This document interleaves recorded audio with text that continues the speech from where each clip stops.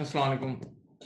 बेटा हमारी last meeting में हमारी डिस्कशन हुई थी, एक्रूअल्स एंड प्रीपेमेंट हमने एंड किया था, राइट?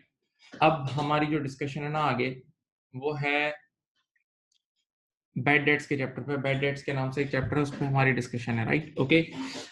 आप लोग सब जानते हैं कि there are two types of sales, एक होती है कैश सेल्स और एक होती है क्रेडिट सेल्स। कैश सेल्स में आपने माल बेचते ही उसी वक्त पैसा जेब में आ जाता है, तो उसमें कोई रिस्क नहीं है।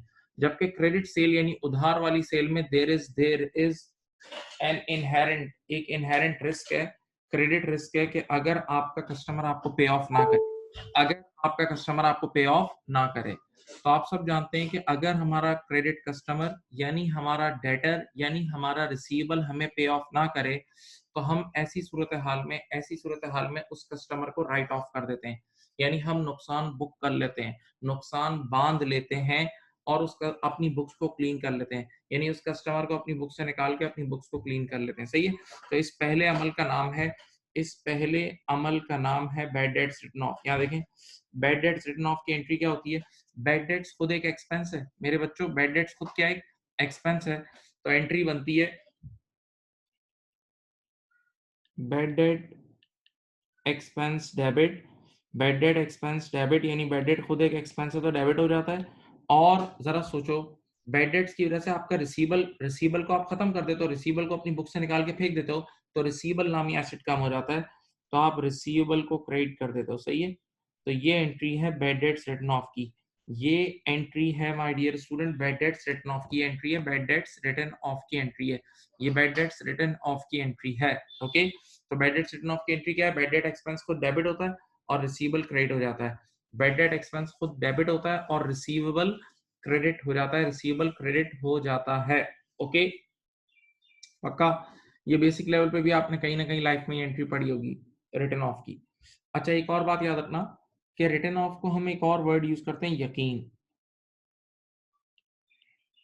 मैं ये बता रहा हूँ, सुने। यानी जब हमें ये बात का यकीन हो जाता है, सर्टेनिटी हो जाती है कि हमारा रिसीवेबल और हमारा डेटर हमें पे ऑफ नहीं करेगा, तो हम उसको राइट ऑफ कर देते हैं। जब हमें इस बात का यकीन हो जाता है कि हमारा रिसीवेबल हमें पे ऑफ नहीं करेगा, तो हम अपने रिसीवेबल को राइट ऑफ कर देते हैं, हम अपने रिसीवेबल को राइट ऑफ कर देते हैं। ओके, नाउ उसके बाद सेकंड केस है आपके पास रिकवरी। सेकंड केस का नाम है recovery. Recovery, what is recovery? बेटा, रिकवरी का मतलब आपने एक बार एक बंदे को राइट ऑफ कर दिया, ऑलरेडी राइट ऑफ कर दिया, अब बाद में वो पैसे लेकर आ गया, अब बाद में वो तौबा ताइब हुआ और उसने आपके पैसे आपको वापस कर दिए। सही है? तो इसको बोलते हैं बैड डेट रिकवर्ड। तो एक चीज का खास ख्याल रखना, रिकवरी के केसेस तब अप्लाई होते हैं जब ऑलरेडी राइट ऑफ कर लिया हो। रिकवरी के केसेस तब अप्लाई होंगे जब एक बंदे को राइट ऑफ कर लिया और फिर वो पैसे लेकर आ रहा हो, ये ध्यान में रखना। सही है? अब पहला केस क्या है, इधर देखो, if recovered in the same accounting period. यानी क्या मतलब? देखो, ये एक अकाउंटिंग पीरियड है, आपने लेटर से फेब में एक बंदे को राइट ऑफ किया, फेब में आपने एक बंदे को राइट ऑफ किया और उसने आपको नवंबर में पैसे वापस ला के दे दिए, यानी सेम अकाउंटिंग पीरियड में ही वापस आ गया, सेम अकाउंटिंग पीरियड में ही वापस आ गया। तो अब यूं सोचो, आपने फरवरी में राइट ऑफ किया लेकिन नवंबर में वापस आ गया, इसका मतलब हकीकत में राइट ऑफ तो हुआ ही नहीं, हकीकत में तो आपका नुकसान हुआ ही नहीं। तो अब आप क्या करोगे?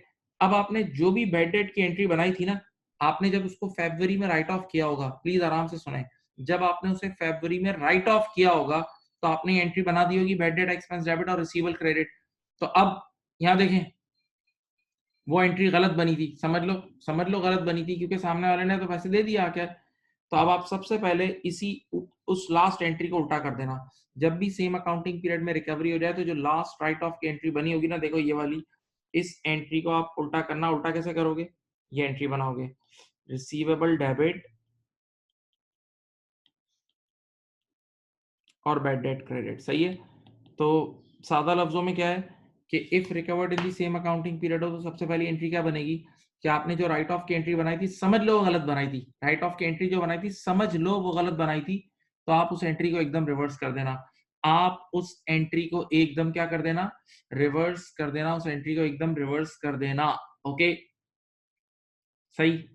अब या यूं समझ लो कि आपने एंट्री को रिवर्स करने का मतलब अपनी बुक्स में रिसीवेबल को दोबारा जिंदा कर दिया। आपने राइट ऑफ की एंट्री जब बनाई होगी तो रिसीवेबल को मार दिया होगा, अब आपने रिसीवेबल को दोबारा दोबारा अपनी बुक्स में जिंदा कर दिया, जिंदा हो गया। और अब ये जिंदा होने के बाद पैसे लेकर आया, ये रिसीवेबल क्या लेकर आया? पैसे लेकर आया। तो एक नॉर्मल रिसीवेबल जब भी पैसे लेकर आता है, एक नॉर्मल रिसीवेबल जब भी पैसा लेकर आता है तो क्या एंट्री बनती है? पैसा डेबिट और रिसीवेबल क्रेडिट, पैसा डेबिट और रिसीवेबल क्रेडिट, सही है। तो अब देखो अगली एक एंट्री बना लेना, कैश डेबिट और रिसीवेबल क्रेडिट, ये रही इसकी एंट्री, देख लो, सही है। तो if recovered in the same accounting period की दो एंट्रीज है। If recovered in the same accounting period में कितनी एंट्रीज है? दो एंट्रीज है। पहली एंट्री क्या है? ये समझ लो उस राइट ऑफ की एंट्री का उल्टा है। राइट ऑफ की जो एंट्री है उसका रिवर्स है, यानी राइट ऑफ की एंट्री बना के आपने बैड डेट्स को खत्म कर दिया था रिसीवेबल को, अब आप रिसीवेबल को दोबारा जिंदा कर लें। तो पहली एंट्री में उसको जिंदगी दें और फिर ये नॉर्मल जिंदा कर दिया तो एक नॉर्मल डेटर बन गया, और नॉर्मल डेटर पैसा लेकर आया। तो नॉर्मल डेटर जब भी पैसा लेकर आता है तो आप एंट्री बनाते हो, पैसा डेबिट और रिसीवेबल क्रेडिट, सही है। तो इस केस में दो एंट्रीज हैं, इस केस में माय डियर स्टूडेंट दो एंट्रीज हैं। अब द सेकंड केस क्या है? If recovered after that accounting period, if recovered after that accounting period, ये क्या केस है? यहां देखें, सुने, यहां देखें, सामने देखें। आपने एक बंदे को आज से 2 साल पहले राइट ऑफ किया था, 2 साल पहले राइट ऑफ किया था, और 2 साल पहले राइट ऑफ करके वो बुक्स तो क्लोज हो गई। तो आज 2 साल बाद अचानक से वो आपको पैसे लेकर आ गया और वापस दे दिया। तो ये एक अनएक्सपेक्टेड सी अदर इनकम है, ये कुछ भी नहीं है, ये अनएक्सपेक्टेड अदर इनकम है। तो बस सामने वाला बंदा क्या लेकर आया? पैसे लेकर आया, सिंपली अदर इनकम ट्रीट कर लो। पैसा डेबिट, पैसा डेबिट, और सामने अदर इनकम को क्रेडिट कर लो। और अदर इनकम किस नाम से होगी? बैड डेट के नाम से। बैड डेट के नाम से इनकम, इनकम बढ़ती है तो क्रेडिट होती है ना, इनकम बढ़ती है तो क्रेडिट होती है ना, याद है। तो बस ये एंट्री बना लो, दैट्स इट, ये एंट्री बना लो, दैट्स इट, ठीक है। तो ये दो केसेस आपके सामने लिख दिए हैं। एक केस क्या लिखा है? If recovered in the same accounting period, और एक है if recovered after that accounting period, एक है if recovered after that accounting period, okay. चलो कॉपी कर लो, कॉपी प्लीज।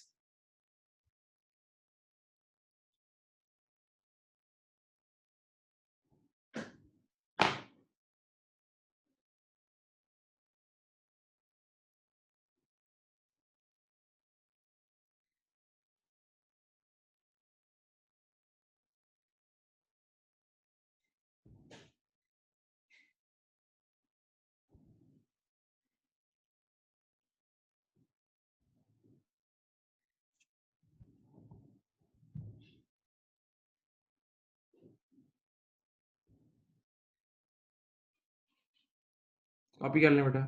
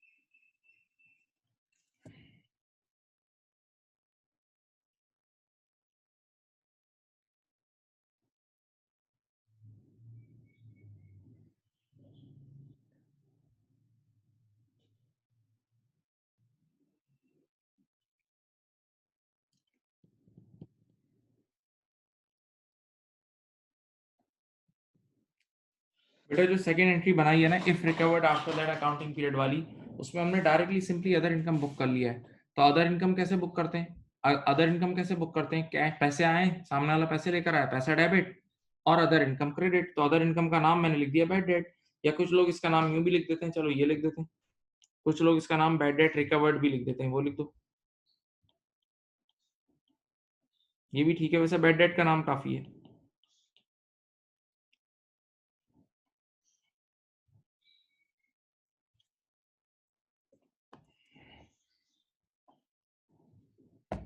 अब देखो मैं तुम्हें एक एक्स्ट्रा बात बता रहा हूँ, वैसे असल यही लेक्चर है लेकिन मैं तुम्हें एक एक्स्ट्रा बात बताता हूँ, सुनो।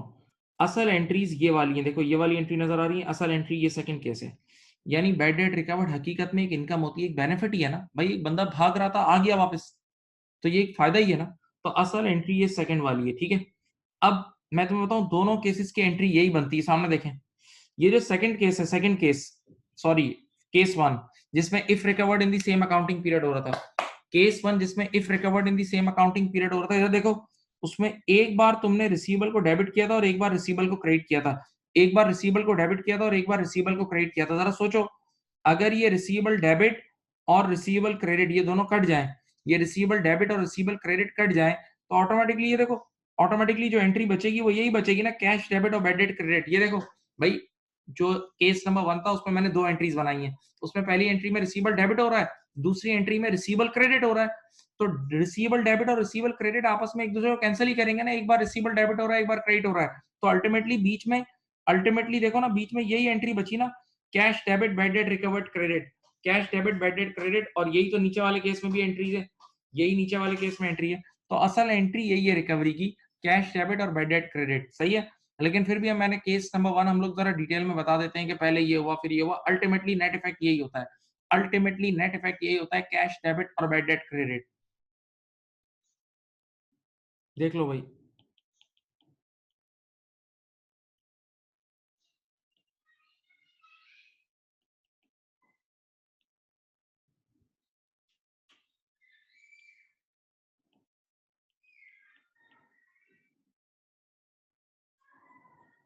कर लिया।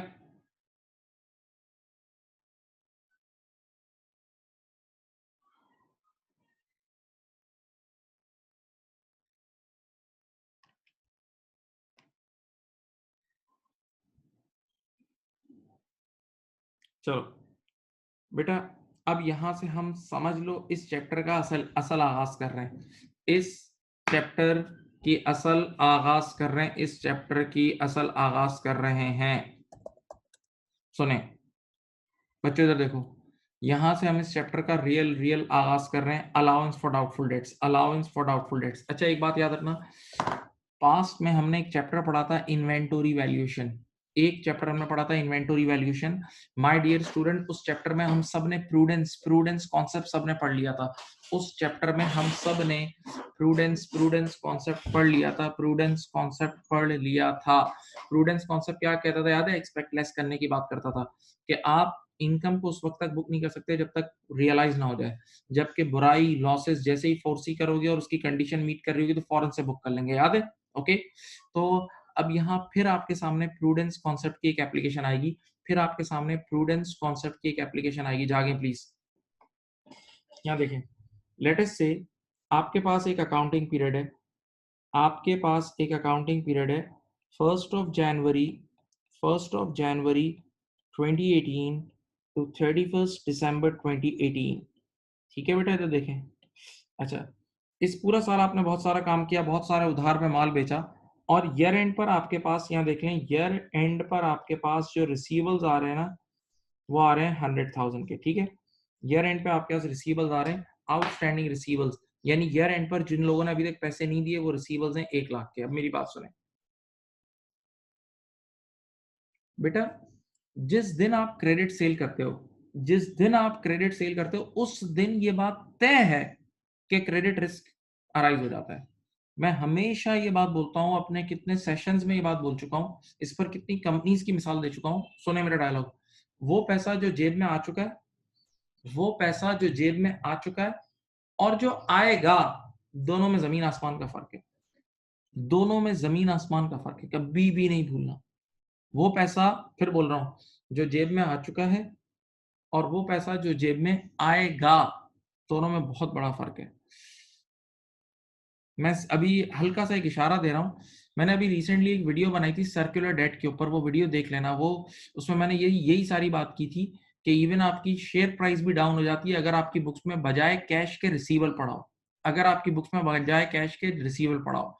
क्योंकि फिर बोलता हूँ, जो पैसे जेब में आ चुके हैं और जो आने हैं, दोनों में बहुत बड़ा फर्क है।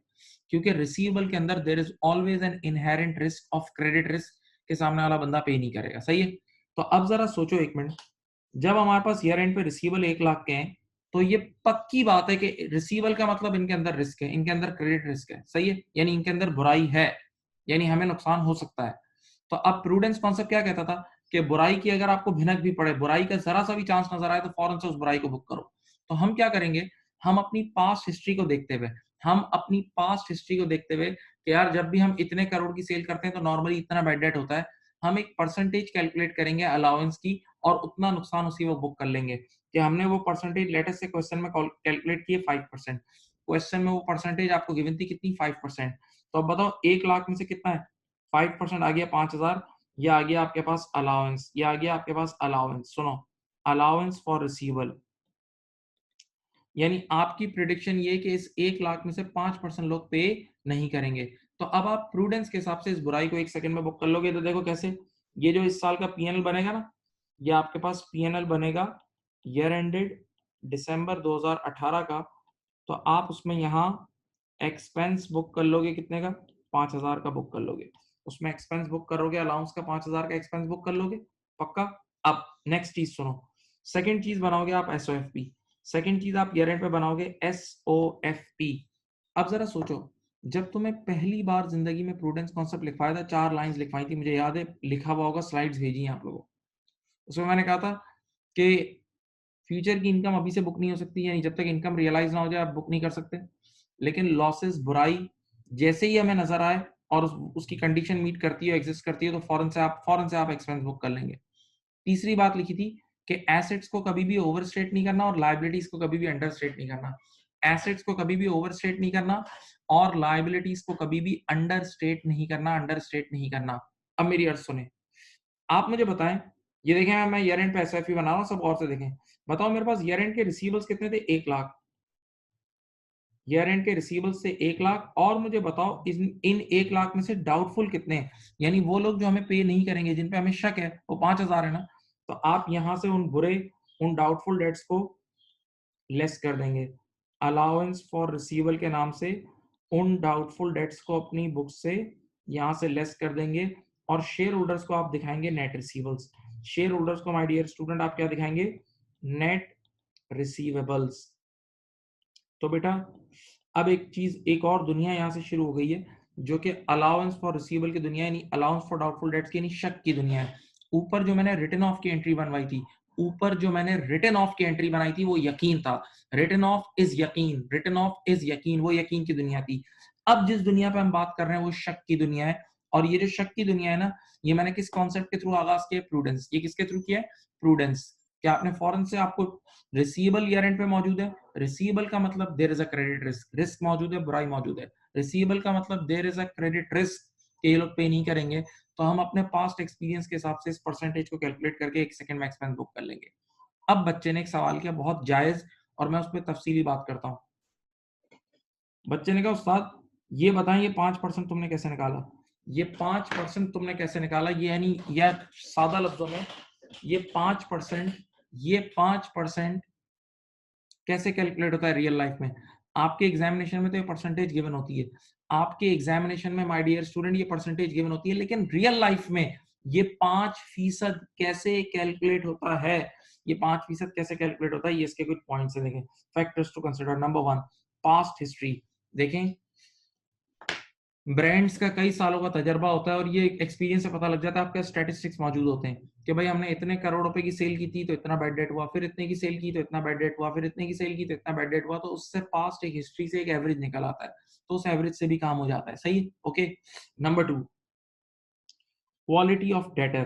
भाई अगर मेरे रिसीवेबल्स की लिस्ट में अमीर तरीन लोग हैं जिनको मैंने सेल की है, या बड़ी बड़ी लिमिटेड कंपनीज हैं, या ऐसी कंपनीज हैं जिनकी अपनी 50-50 साल की हिस्ट्री है, तो अब यार एक बड़ी कंपनी, मल्टीनेशनल कंपनी मेरे कुछ 1-2 लाख, 10 लाख, 15 लाख के लिए अपनी गुडविल थोड़ी खराब करेगी कि वो पैसे खा जाएगी, तो उस पर हमें इतना शक नहीं होगा। लेकिन हमारी रिसीवेबल की लिस्ट में अजीब व गरीब इंडिविजुअल्स हैं, बड़े मशकूक किस्म के, गफूर भाई, ये भाई, वो भाई, तो हिस्ट्री कहती है ये भाई लोग ही पैसा खाते हैं, ये इंडिविजुअल्स ही पैसा खाते हैं, राइट।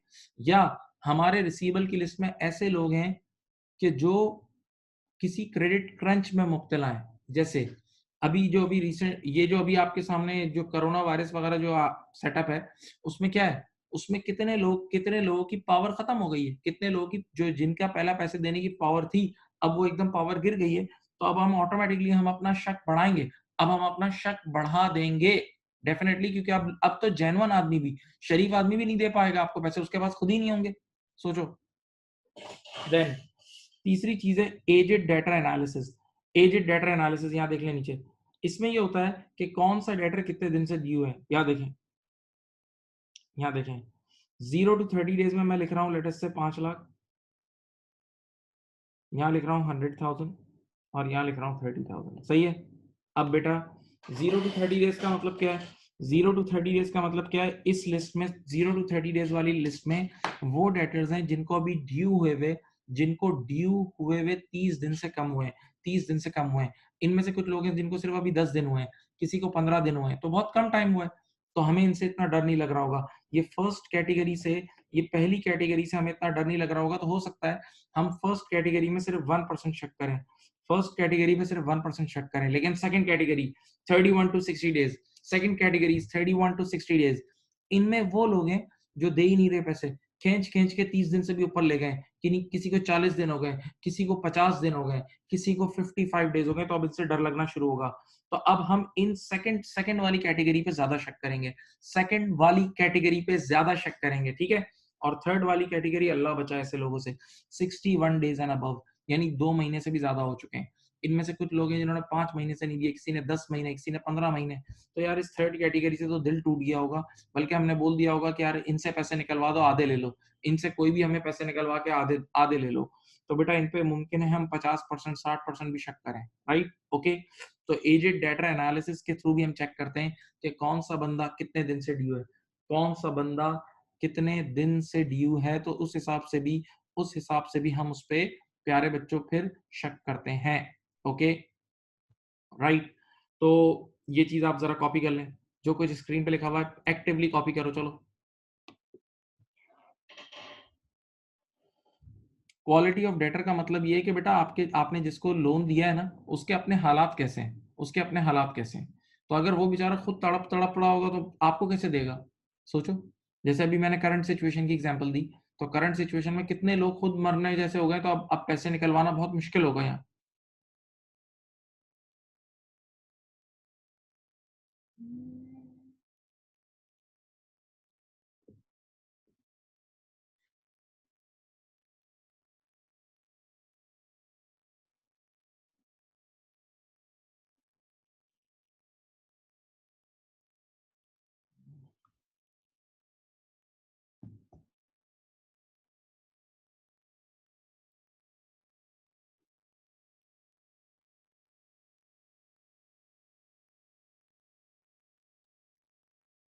एक चीज मुझे बताएं कि क्या मैंने अभी थोड़ी सेटिंग चेंज की, स्क्रीन छोटी हो गई है?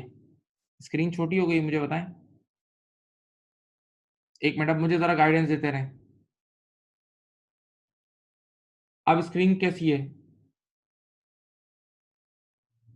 अभी भी छोटी है? अभी भी स्क्रीन छोटी है? एक मिनट मुझे बताते रहें। अब अब सही है? नहीं, अभी भी छोटी है, ओरिजिनल है अभी। मैं चाहता हूँ मेरी स्क्रीन ज्यादा बड़ी ना नजर आए और मेरी वीडियो बेशक छोटी हो जाए।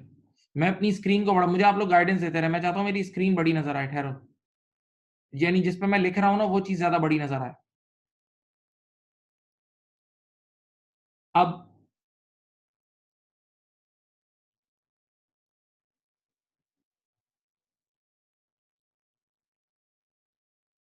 अब बेहतर हो गई?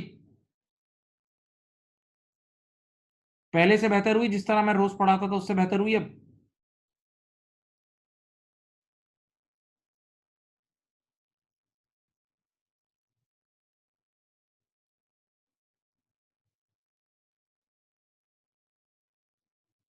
एक मिनट यार, सॉरी। एक और चीज, आखिरी आखिरी चीज।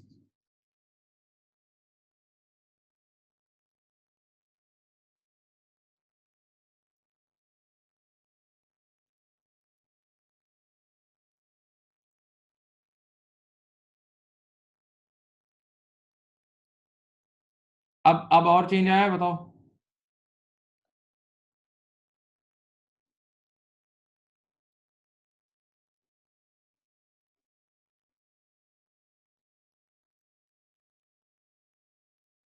स्क्रीन तो बड़ी हो गई ना, बस सही है।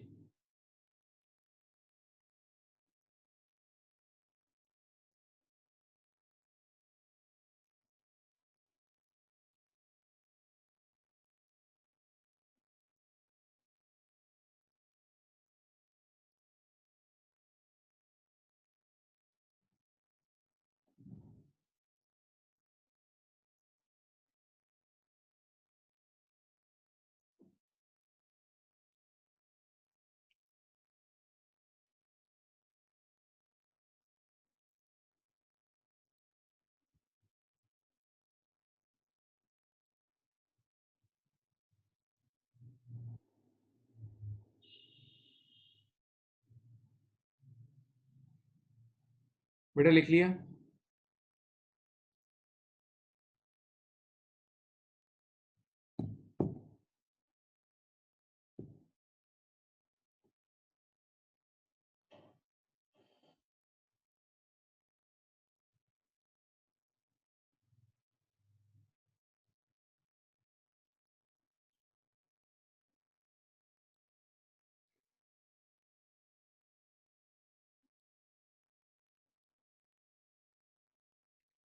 अब एक स्टेटमेंट लिखें, चलें।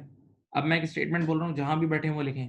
लिखें, व्हेन अलाउंस इज क्रिएटेड, लिखें line, when allowance is created first time in the accounts, when, लिखें बेटा प्यारे बच्चों, when allowance is created, when allowance is created first time in the accounts, it goes directly in the P&L as an expense. When allowance is created first time in the accounts, it goes directly in the P&L as an expense. When allowance is created first time in the accounts, it goes directly in the P&L as an expense. यानी कोई भी इदारा जिंदगी में पहली बार allowance create करेगा, कोई भी इदारा जिंदगी में पहली बार अलाउंस क्रिएट करेगा, तो वो कंप्लीट अमाउंट का एक्सपेंस बुक कर लेगा। वो कंप्लीट अमाउंट जितना भी अलाउंस होगा वो एक्सपेंस बुक कर लेगा। ठीक है, ये मैंने आपके सामने बुक कर दिया है, देख लो।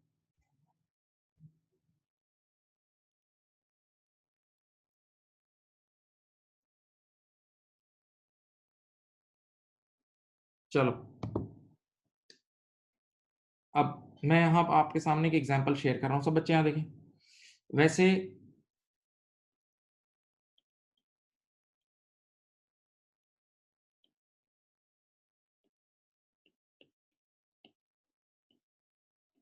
नॉर्मली जो हम लोग अकाउंटिंग पढ़ रहे हैं ना, उसमें हम लोग साल में, मेरी तरफ देखें, हम लोग जो अकाउंटिंग पढ़ रहे हैं, वो स्टेटमेंट रिपीट कर दूं, स्टेटमेंट लिख लो। व्हेन अलाउंस, स्टेटमेंट बोल रहा हूँ, फिर सुन लें, लिख लें अगर नहीं लिखी किसी ने तो। When allowance is created first time in the accounts, it goes directly in the P&L as an expense. It goes directly in the P&L as an expense, right. अब बेटा देखें, वैसे तो रियल लाइफ में अकाउंटिंग पूरे-पूरे साल के लिए होती है। आप लोग के लेवल पे जो हम लोग अकाउंट्स पढ़ रहे हैं, पूरा अकाउंटिंग पीरियड 1 साल के लिए होती है, सही है? लेकिन कुछ जगहों पे क्वार्टरली बेसिस पे भी अकाउंटिंग होती है, यानी क्वार्टरली बेसिस पे भी इनकम स्टेटमेंट बनती है, कहीं मंथली बेसिस पे भी बनती है। मैं आपके सामने एक ऐसी मिसाल दे रहा हूँ जिसमें हम डेली बेसिस पे इनकम स्टेटमेंट बना रहे हैं, सही है? डेली बेसिस पे इनकम स्टेटमेंट बना रहे हैं। सुनें आप यूँ अज़्यूम कर लें कि हमारा हर डेटर ₹1000 का होता है। हमारा हर डेटर ₹1000 का होता है, सही है? अब ज़रा इधर देखें, तो देखें सामने। मैंने डे 1 के एंड पे, सब बच्चे देखें, डे 1 के एंड पे मेरे पास एक डेटर था। डे 1 के एंड पे मेरे पास एक डेटर था और वो ₹1000 मुझे देने का था। डे 1 के एंड पे मेरे पास एक डेटर था, ₹1000 देने का था और उस पे मुझे शक हुआ। तो मैंने उसके अमाउंट पे शक कर लिया और मैंने अलाउंस क्रिएट कर लिया। मैंने उसके ₹1000 पे शक करके अलाउंस क्रिएट कर लिया। तो डे 1 का जो पी&एल बनेगा, डे 1 का जो पी&एल बनेगा डे 1 का, उसमें ये ₹1000 का एक्सपेंस बुक हो जाएगा। उसमें ₹1000 का एक्सपेंस बुक हो जाएगा। मैं फिर बोल रहा हूँ, बेटा मैं हर रोज पीएल बनाता हूँ। जिस तरह ऑर्गेनाइजेशन साल में एक बार बनाती है, कुछ महीने में एक बार बनाती है, हम लोग हर रोज पीएनएल बनाते हैं, सही है? हर दिन का अपना पीएनएल बनाते हैं। तो डे 1 के एंड पर एक रिसीवेबल था ₹1000 का और मुझे उसपे शक हुआ, तो मैंने उसके अलाउंस क्रिएट कर लिया और एक्सपेंस बुक कर लिया। अब ज़रा सुनो, डे 2 के एंड पर मेरे पास 3 रिसीवेबल्स हैं। देखें, सुनें, यहाँ देखें, 1, 2 और 3, ये 3 रिसीवेबल हो गए। डे 2 के एंड पे पहले वाला बंदा तो है, 2 और आ गए। पहले वाला बंदा भी है और 2 बंदे और आ गए, सही है। अब जरा सुने, हाँ, तो देखें, ये 3 लोग हो गए, ये 3 लोग मेरे सामने हो गए, 3 लोग मेरे सामने हो गए, ठीक है। तीनों मुझे हजार रुपए देने के हैं, तीनों मुझे हजार रुपए देने के हैं। अब आप मुझे बताएं, डे डे टू के एंड पर मुझे इन तीनों पे शक करना है, तीनों तीनों मशकूक हैं। तो डे टू के एंड पे जब मैं शक करूंगा तो टोटल अलाउंस तो 3000 आ जाएगा। डे टू के एंड पे जब मैं शक करूंगा तो टोटल अलाउंस तो 3000 आ जाएगा। लेकिन जरा एक बात सुने, जब मैं डे टू का पीएनएल बनाऊंगा, जब मैं डे टू का पीएनएल बनाऊंगा, आप मुझे बताएं उसमें मैं कितना एक्सपेंस बुक करूंगा। डे टू के प्रॉफिट एंड लॉस अकाउंट में मैं कितना एक्सपेंस बुक करूंगा, सोच के बताओ।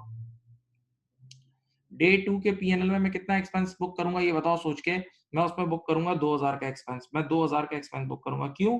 बेटा, डे टू के एंड पे मैं मानता हूं टोटल 3 लोगों पे शक कर रहा हूं, लेकिन उस 3 में से एक पर तो मैं ऑलरेडी शक कर चुका हूं ना। उस 3000 में से मैं ऑलरेडी, उस 3000 में से ऑलरेडी लास्ट डे 1000 तो बुक कर चुका हूं ना। तो आप बताओ, जितने से इंक्रीज हो रहा होगा ना, जितने से इंक्रीज हो रहा होगा बस मैं वो बुक करूंगा, वरना डबल काउंटिंग हो जाएगी। मैं फिर बोल रहा हूँ, डे वन में मैंने 1000 रुपए का एक्सपेंस बुक कर लिया, एक ही डेटर था। डे टू के एंड पे वो जो पहला बंदा था वो भी था और 2 और आ गए, पहला बंदा था वो भी था और 2 और आ गए। तो डे टू के एंड पे 3 रिसीवेबल्स हो गए। डे टू के एंड पे कितने हो गए बेटा? 3 लोग हो गए। तो अब मैं जब डे टू के एंड पे 3 लोगों पे शक कर रहा हूँ तो मेरा टोटल शक तो 3 है, मेरा टोटल शक तो 3000 है। लेकिन बताओ डे टू की इनकम स्टेटमेंट में कितना जाएगा, जो चेंज है, जो चेंज है। तो आप बताओ, डे टू के यहाँ स्टार्टिंग में 1000 रुपए का अलाउंस था और यहाँ 3000 है। तो बस जितना से इंक्रीज हो रहा है ना, जितने से इंक्रीज हो रहा है वो जाएगा, जितने से इंक्रीज हो रहा है वो जाएगा। ओके। तो अब बेटा, मैंने अभी आपको एक स्टेटमेंट लिखवाई थी, उस स्टेटमेंट को पूरा कर लो। एक स्टेटमेंट लिखवाई थी, उसको पूरा करो। लिखो, क्या लिखवाया था? व्हेन, सुकून से लिखना, व्हेन अलाउंस इज क्रिएटेड, क्या लिखवाया था? When allowance is created first time in the accounts, it goes directly in the P&L as an expense. When allowance is created first time in the accounts, it goes directly in the P&L as an expense. अब आगे लिखें, इसी के आगे लिखें, for future periods, इसके आगे full stop डाल के लिखें, for future periods, for future periods, increase in allowance will be treated as an expense. लिखें ये line, for future periods, increase in allowance will be treated as an expense and decrease as an income. ये लिखें, क्या line लिखेंगे? for future periods, for future periods, increase in allowance, for future periods, increase in allowance will be treated as an expense and decrease as an income, and decrease as an income, यानी अगर increase in allowance होगा तो वो expense होगा और decrease in allowance होगा तो वो इनकम होगी। ऐसा क्यों? एक मिनट सुने यार, एक बंदे पे मैंने पहले साल शक किया तो एक्सपेंस बुक कर लिया, लेकिन अगले साल उसने ईमानदारी से पेमेंट कर दी। तो इसका मतलब वो जो मैंने उसका अलाउंस क्रिएट किया था वो गलत किया था ना। तो अब मैं उसको रिवर्स कर दूंगा, अब वो अलाउंस खुद ब खुद खत्म हो जाएगा, तो डिक्रीज होते ही वो इनकम आ जाएगी, डिक्रीज होते ही वो इनकम आ जाएगी। सही। तो 3 स्टेटमेंट्स पे काम करना है। जिंदगी में पहली बार कोई भी इदारा अलाउंस बनाएगा पूरा एक्सपेंस। आने वाले वक्तों में, यानी जो फ्यूचर पीरियड्स हैं, अगर अलाउंस इंक्रीज हो रहा है तो एक्सपेंस है, और अगर अलाउंस डिक्रीज हो रहा है तो वो इनकम है। तो ये स्केच जो मैंने बनाया, ये कॉपी करने की नीड नहीं है, ऐसे ये इंसान बनाए में समझाने के लिए बताया था, ठीक है। अब मैं क्या करूंगा, मैं छोटे छोटे सवाल आपके सामने लिखता हूँ और आहिस्ता आहिस्ता आहिस्ता आहिस्ता सुकून सुकून से मैं उसमें इन्वॉल्व कर दूंगा, ठीक है। राइट, पक्का?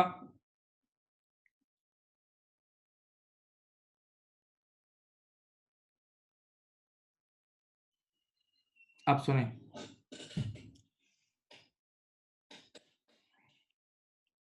आप लोग साथ साथ क्वेश्चन कॉपी करते जाएं और छोटे छोटे सवाल आते हैं, लेकिन थोड़ी थोड़ी देर में आप सीख जाएंगे, थोड़ी थोड़े 2-3 सवाल बाद आप सीख जाएंगे, राइट।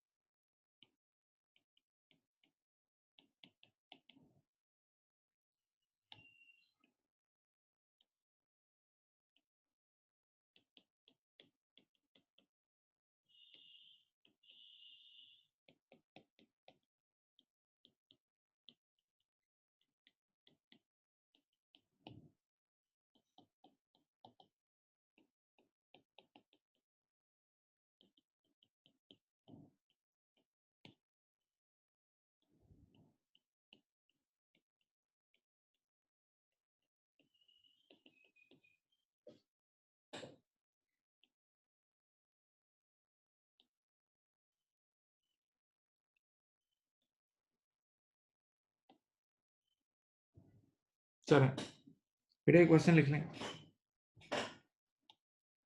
क्वेश्चन लिख लें प्लीज।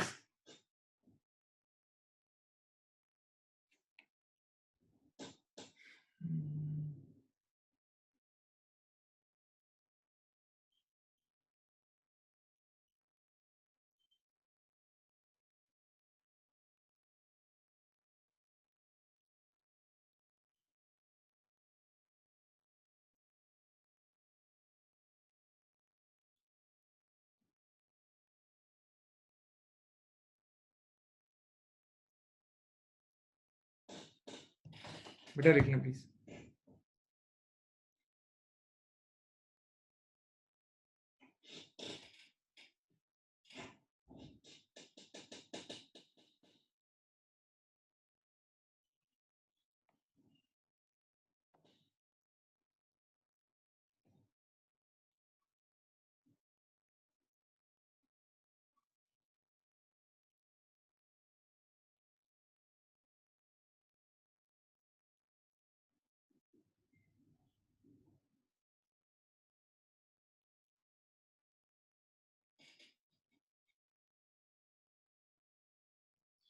चलो देखिए, आप सुनो, एक आराम से सुनो।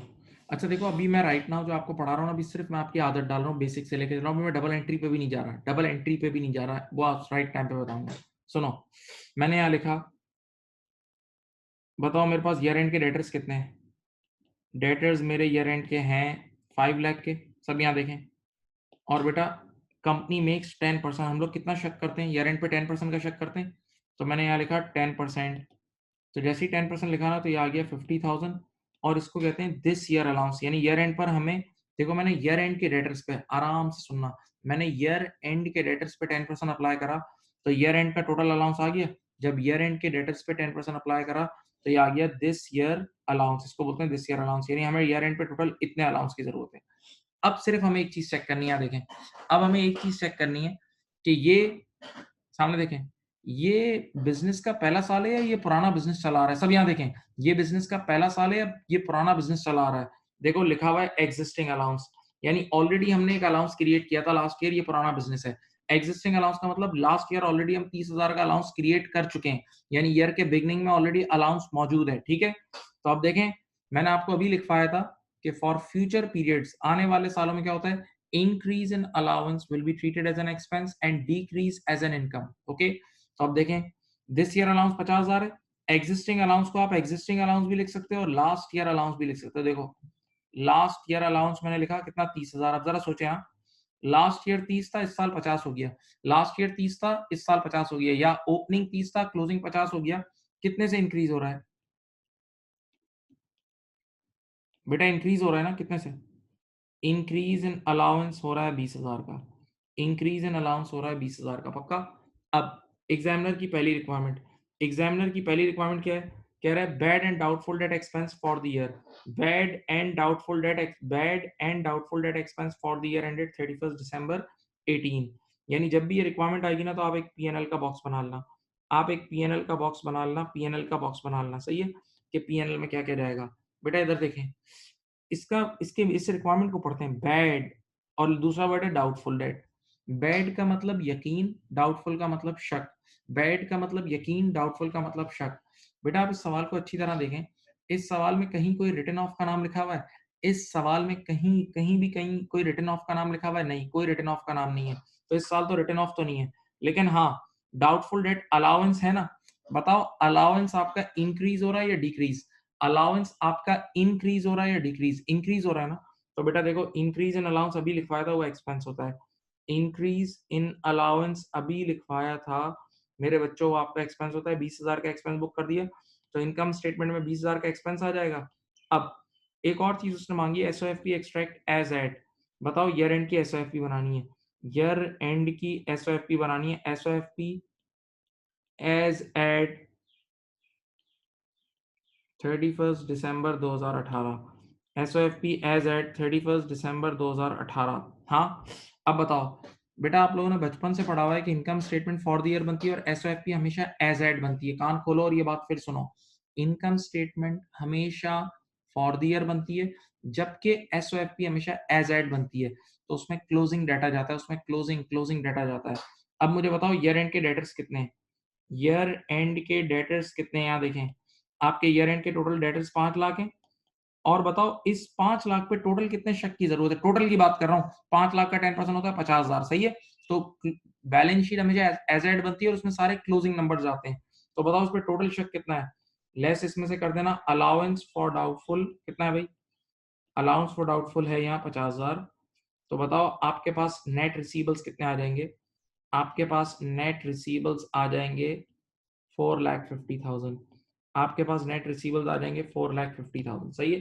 तो बेटा देखें, ये फर्स्ट क्वेश्चन मैंने आपके सामने सॉल्व कर दिया है। अब आपने इसी तरतीब से आहिस्ता आहिस्ता करके क्वेश्चन सॉल्व करने, इसी तरतीब से आपने स्लोली ग्रेजुअली क्वेश्चन सॉल्व करने हैं। इसी तरतीब से आपने क्वेश्चन सॉल्व करने हैं।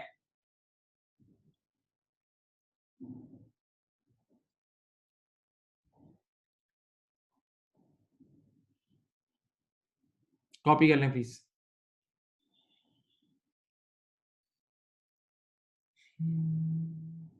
कॉपी कर लें बेटा प्लीज।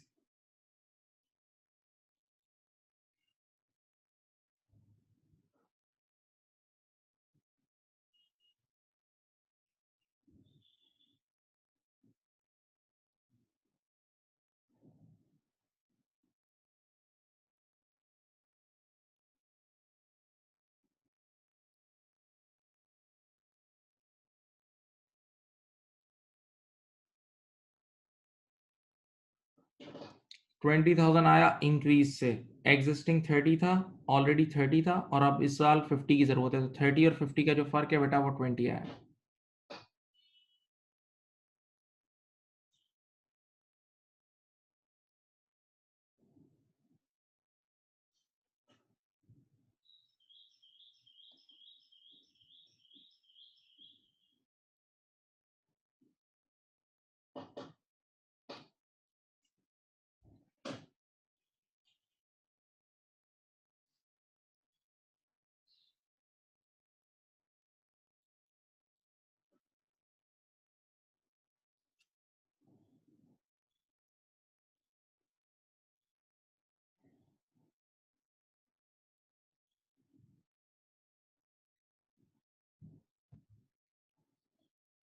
बेटा 5 लाख का 10%।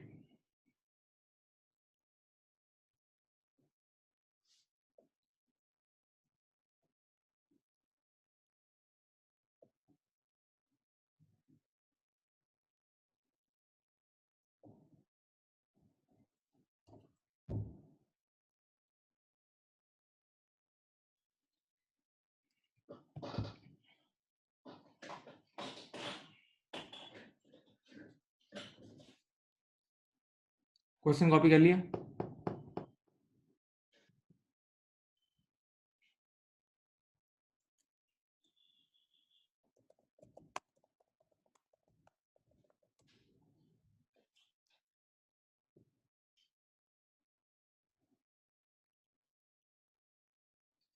मेरे प्यारे बच्चों, कॉपी कर लिया?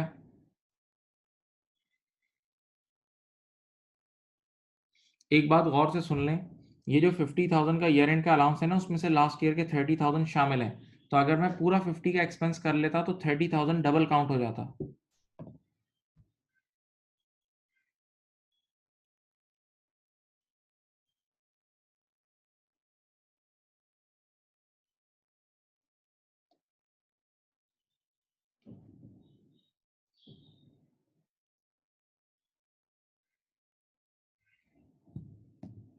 बेटा लिख लिया बच्चों?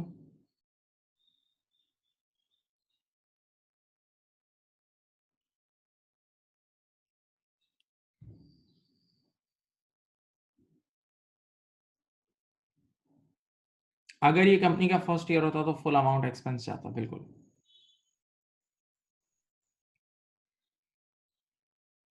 लिख लिया? बोलो।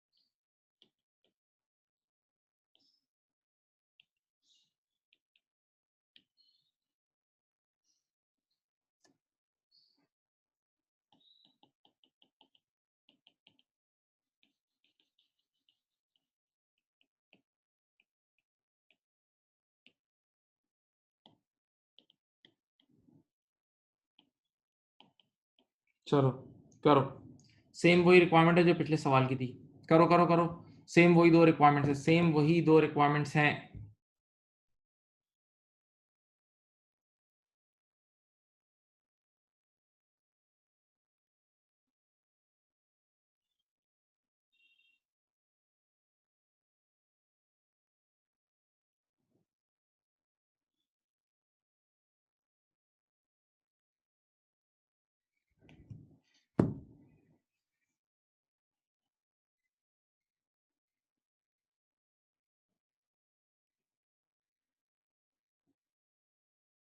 बेटा करके दें प्लीज।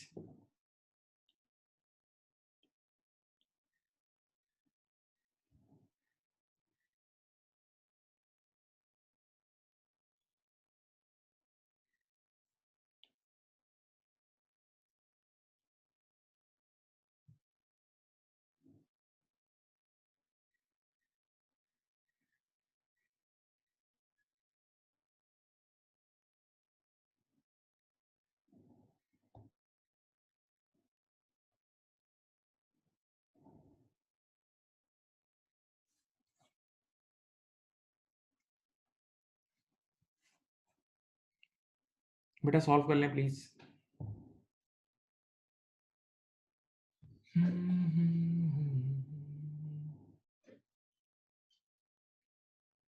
कैसे करोगे? सिंपली यहाँ लिखना डेटर्स ईयर एंड के कितने 4 लाख के। अब देखते हैं आपको कितने परसेंट चेक करना है, 5%। 4 लाख का 5% होता है 20,000। देखो ये ईयर एंड का टोटल आ गया, इसको बोलते हैं दिस ईयर अलाउंस, इसको कहते हैं दिस ईयर अलाउंस। अब जरा देखते हैं बेटा, आपके पास एग्जिस्टिंग पुराना बिजनेस है जी, पुराना बिजनेस है। यहाँ देखो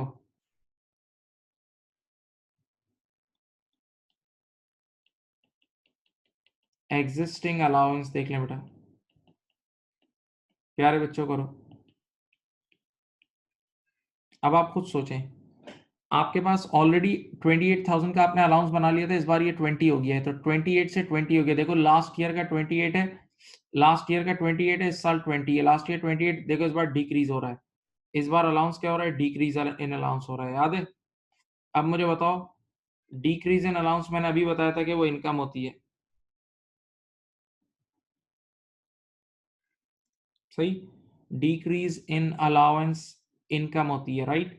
अब वो आपसे बोल रहा है भाई पीएनएल में क्या क्या जाएगा, तो भाई सीधी बात है, अभी तक पहला सवाल और दूसरे सवाल दोनों में मैंने राइट ऑफ तो दिया ही नहीं है, दोनों में मैंने राइट ऑफ तो दिया ही नहीं है, तो उसको तो छोड़ दो। अब बताओ अलाउंस इंक्रीज हो रहा है या डिक्रीज? डिक्रीज हो रहा है ना, तो बस डिक्रीज इन अलाउंस की एक इनकम चली जाएगी, डिक्रीज इन अलाउंस की एक इनकम चली जाएगी, इनकम मैं नेगेटिव में लिखूंगा। देखो बेटा मैंने अपनी तरफ से जो मैं जिस तरह मैं करा रहा हूँ उसमें मैंने एक्सपेंस का लिबास, एक्सपेंस का यूनिफॉर्म पॉजिटिव रखा है, और इनकम का यूनिफॉर्म मैंने क्या रखा है, नेगेटिव रखा है। इनकम का यूनिफॉर्म मैंने नेगेटिव रखा है, ओके राइट। अब मेरी अर्ज सुने तो देखें, सामने देखें। अब मैं यहाँ पे आखिरी चीज बना रहा हूँ एसओएफपी। एसओएफपी हमेशा एज एड बनती है, एसओएफपी ईयर एंड पे बनती है एज एड 31 दिसंबर 2018। गौर से देख लें, बताओ ईयर एंड के टोटल डेटर्स कितने हैं? ईयर एंड के टोटल डेटर्स 4 लाख है। देखिए हम यहाँ देख लें अच्छी तरह, ये चीज जरूरी है समझ लेनी है। ईयर एंड के डेटर्स 4 लाख हैं, और बताएं इस 4 लाख पे आपने 5% यानी ये शक किया था 20,000 का, सही है ना? तो ईयर एंड का जो क्लोजिंग क्लोजिंग डाउटफुल डेट है वो कितना है? वो है 20,000 का।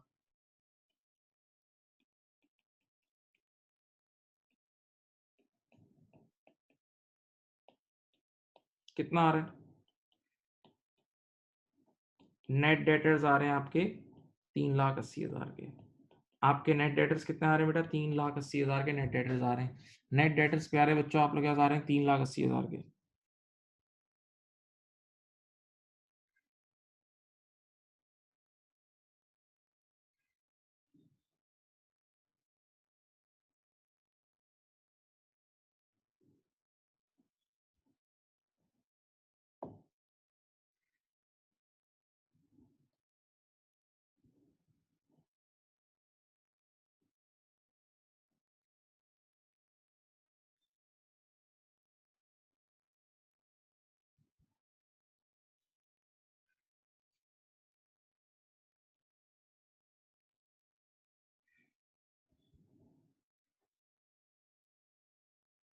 लिख लें बेटा।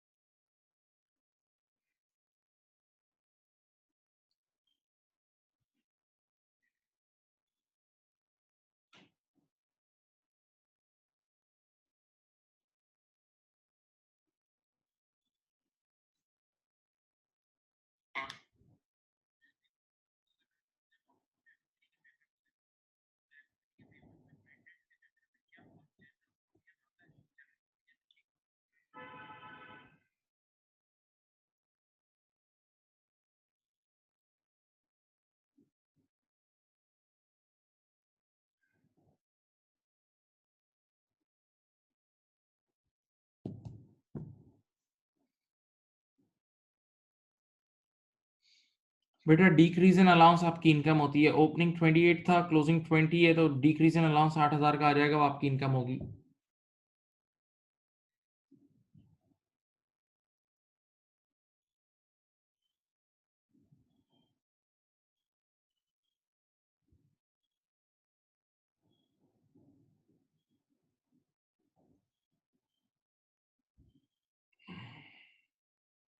कर लिए?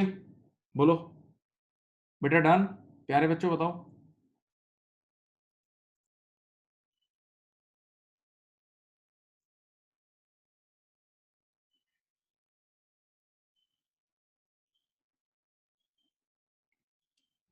अब देखो मैं रिटर्न ऑफ भी देना शुरू करूंगा।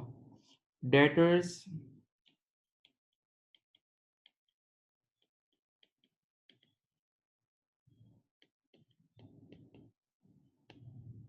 देखिए अंग्रेजी पढ़ें। Bad debts return of during the year 30,000। Company makes 10% allowance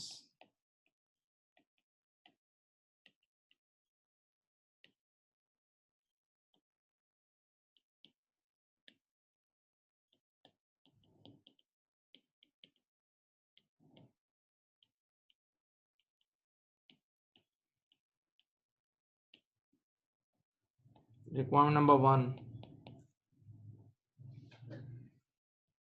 bad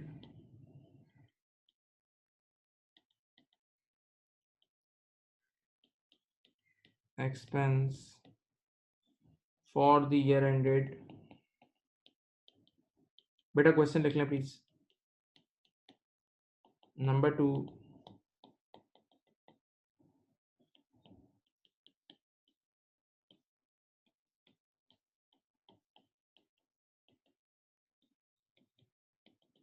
चलो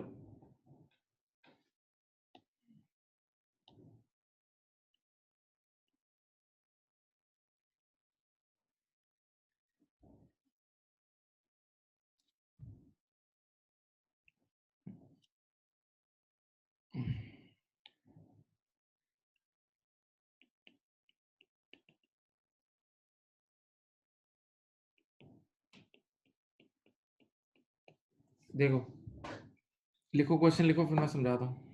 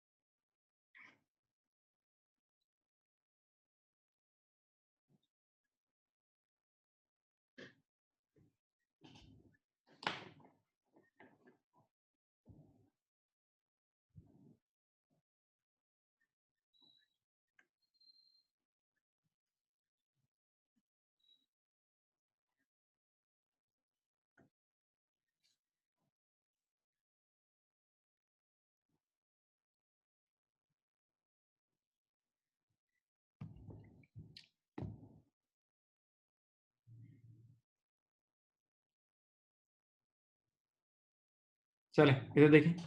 बेटा आपके पास ईयर एंड पे डेटर्स हैं 5,50,000। अब आराम से सुने, इस बार एक नई लाइन लिखी हुई है, देखो ये पढ़ो, बैड डेट्स रिटन ऑफ, अंग्रेजी पढ़ो, written off. Written off means past tense, हो चुके, ड्यूरिंग देयर, राइट ऑफ हो चुके मींस राइट ऑफ की एंट्री बन चुकी, राइट ऑफ हो चुके हैं। तो अब आपने जो ईयर एंड के डेटर्स है ना, इसमें से पहले बैड डेट को लेस नहीं करना, ये नहीं कहना कि पहले मैं बैड डेट को लेस करूंगा, इस ईयर एंड के डेटर्स में से पहले बैड डेट को लेस नहीं करना है। ओके, अब बात सुने तो देखें, सामने देखें। तो अब बताओ, आप ईयर एंड पे कितने परसेंट चेक करेंगे? 10%। तो बताओ 10% आपने अप्लाई करा, तो ये आपके पास सबसे पहली चीज आ गई, दिस ईयर अलाउंस कितना आया बेटा? 55,000 आया। 55,000 का दिस ईयर अलाउंस आ गया। अब देखें आपके पास एग्जिस्टिंग अलाउंस कितना है, यानी लास्ट ईयर अलाउंस, पुराना बिजनेस है, लास्ट ईयर अलाउंस है आपके पास कितना बेटा? 33। आप खुद कैलकुलेट कर लें, आप एग्जिस्टिंग 33 पे खड़े थे, 33 से 55 पे जाना है, 33 से 55 पे जाना है, तो बढ़ेगा, इंक्रीज होगा, इंक्रीज। तो आपके पास ये देखो, इंक्रीज इन अलाउंस कितना आ रहा है भाई? गालिबन 22,000 है, ठीक है। ये 22,000 का इंक्रीज इन अलाउंस है, और आप सबको पता ही एक्सपेंस होता है। इंक्रीज इन अलाउंस क्या होता है बेटा? एक्सपेंस होता है, ठीक है। अब पहली चीज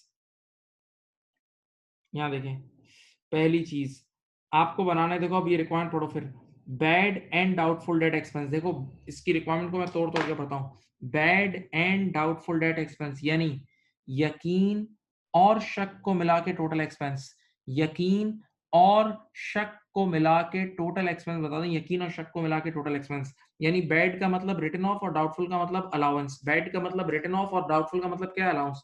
तो रिटन ऑफ और अलाउंस को मिला के टोटल एक्सपेंस बताना है, सही है, यानी बैड डेट की दुनिया का टोटल एक्सपेंस बताना है। अब मुझे बताओ बेटा, इस साल रिटन ऑफ भी तो हुआ है, कितना? 30,000 रुपए का रिटन ऑफ हुआ है।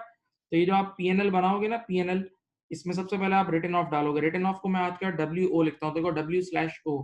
तो इस साल का बेटा रिटन ऑफ कितना हुआ है? 30,000 का हुआ है। इस साल का रिटन ऑफ हुआ है 30,000 का। और मुझे बताओ, और मुझे बताओ, अलाउंस आपका इंक्रीज हो रहा है या डिक्रीज हो रहा है? अलाउंस आपका इंक्रीज हो रहा है या डिक्रीज हो रहा है? देखो अलाउंस में इंक्रीज आ रहा है, तो इंक्रीज इन अलाउंस एक्सपेंस होता है।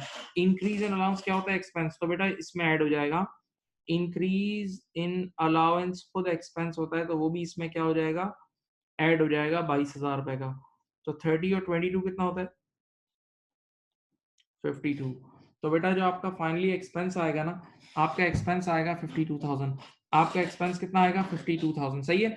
रिटर्न ऑफ और अलाउंस को मिला के जो एक्सपेंस आएगा वो टोटल आपका 52,000 आएगा, वो टोटल आपका 52,000 आएगा। ओके, अच्छा, अब एक चीज बनानी है, एसओएफपी एक्सट्रैक्ट। क्या बनाना है? एसओएफपी। यहाँ देखो, एसओएफपी कभी नहीं भूलना, वो हमेशा एज एट बनती है, एज एट 31 दिसंबर 18। आप मुझे बताएं, ईयर एंड पे आपके पास, ईयर एंड पे आपके पास डेटर्स कितने थे? ईयर एंड पे टोटल डेटर्स थे 5,50,000। किसी बच्चे ने बोला सर इस 550 में से पहले राइट ऑफ तो कर लो, बैड डेट्स तो राइट ऑफ कर लो। मैंने कहा नहीं, लिखा हुआ इंग्लिश पढ़ लो, bad debts written off, written off, written off during the year, यानी वो ऑलरेडी राइट ऑफ हो चुके हैं, वो ऑलरेडी राइट ऑफ हो चुके हैं। ओके, तो बस अब आप इसमें से ईयर एंड के रिसीवेबल्स में से जो ईयर एंड का टोटल अलाउंस है, ईयर एंड के रिसीवेबल में से जो ईयर एंड का टोटल, देखो 10% टोटल था ना, तो 55,000 लेस कर दें, लेस। चलो बेटा बताओ,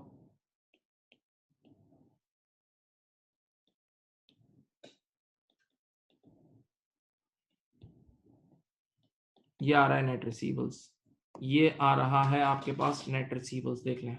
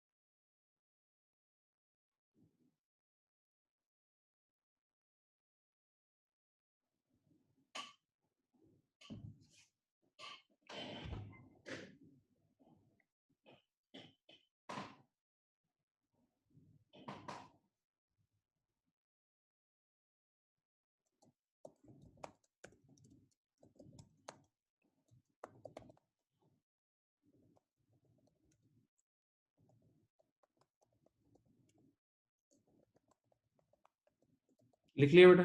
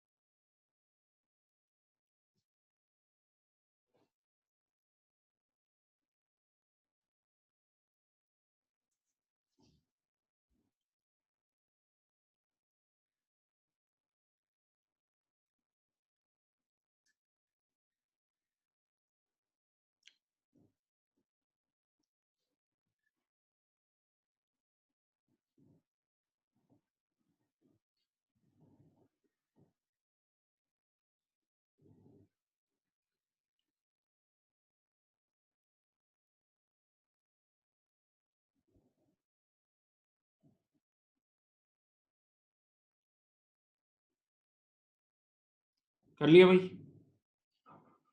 बोलो।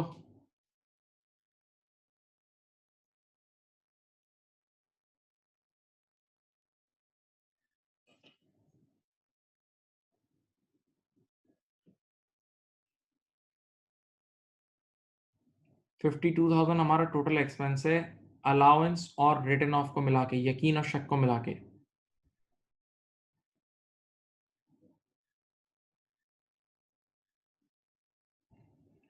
चलो बेटा नेक्स्ट करो, अब आप लोगों ने करना है क्वेश्चन, अब आप लोगों का टाइम शुरू हो रहा है।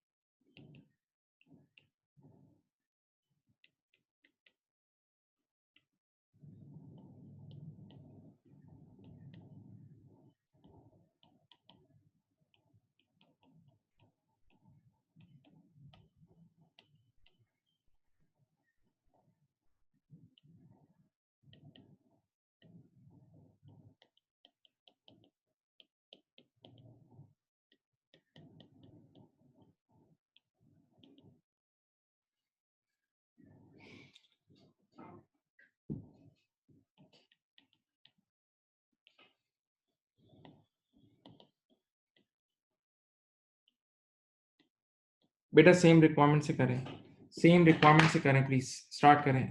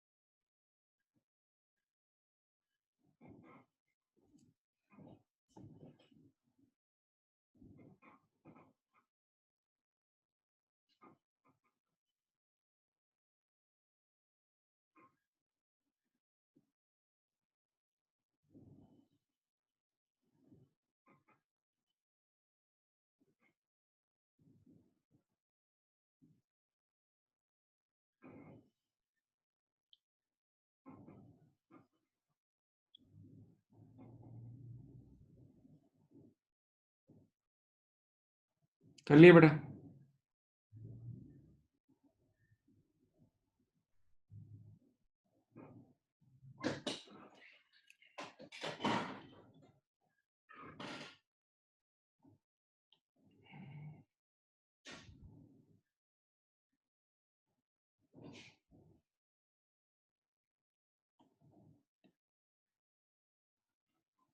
आपके पास ईयर एंड पे कितने डेटर्स थे देखें?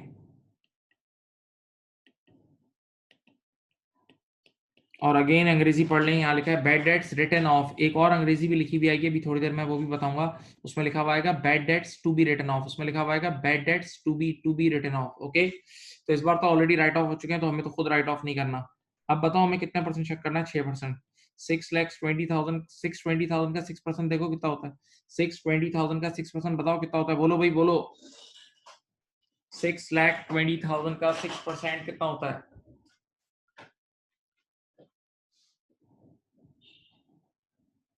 37,200। बेटा ये आ गया आपके पास, आराम से सुने, दिस ईयर अलाउंस। ये आ गया दिस ईयर अलाउंस। सुनिए यहाँ, अब मुझे बताएं आपके पास एग्जिस्टिंग यानी लास्ट ईयर का अलाउंस कितना है? एग्जिस्टिंग या लास्ट ईयर अलाउंस कितना है? एग्जिस्टिंग यानी लास्ट ईयर का अलाउंस कितना है? 45,000। देखें ज्यादा है, तो 45,000 से आप 37,200 पे आ रहे हैं, तो डिक्रीज करना होगा ना।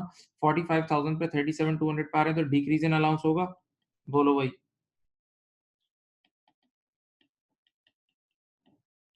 डिक्रीज इन अलाउंस कितने से हो रहा है बेटा?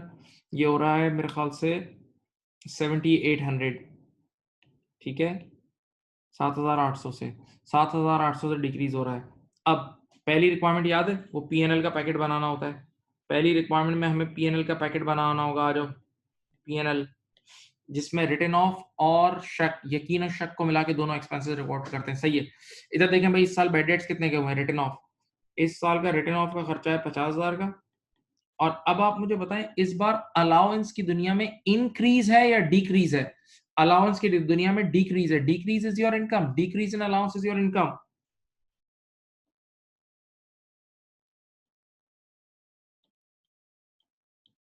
कितना है भाई?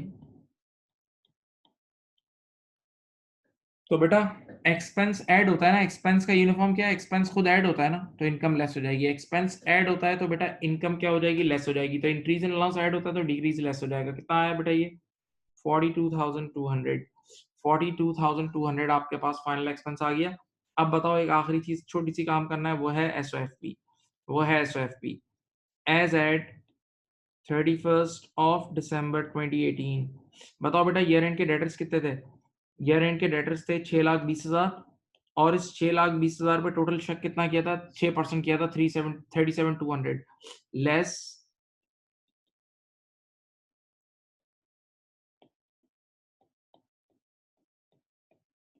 बताओ नेट डेटर्स कितने आ गए? नेट डेटर्स कितने आ गए?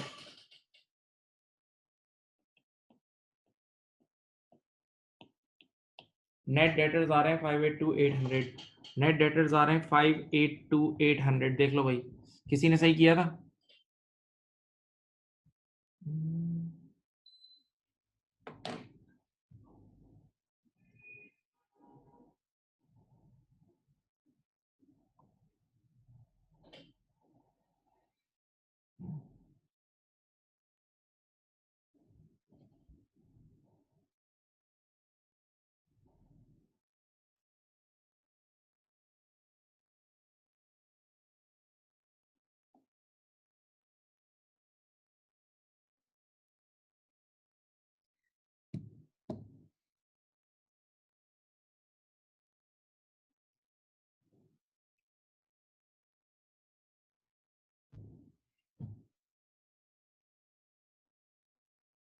कर लिया?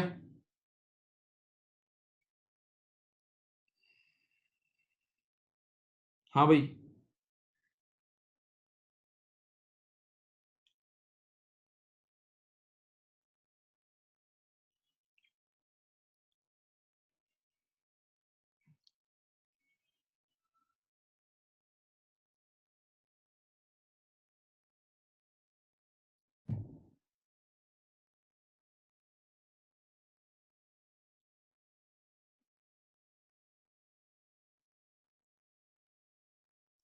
ओपनिंग अलाउंस ज्यादा था, क्लोजिंग कम है तभी डिक्रीज हो रहा है बेटा। लास्ट ईयर का ज्यादा था, इस साल कम है तभी डिक्रीज हो रहा है। अच्छा अब देखें, अब मैं जो क्वेश्चन लिखूंगा ना उसमें अंग्रेजी डिफरेंट होगी। अब जरा क्वेश्चन डिफरेंट करता हूँ, जरा इधर देखें, आप लोग गौर से देखें।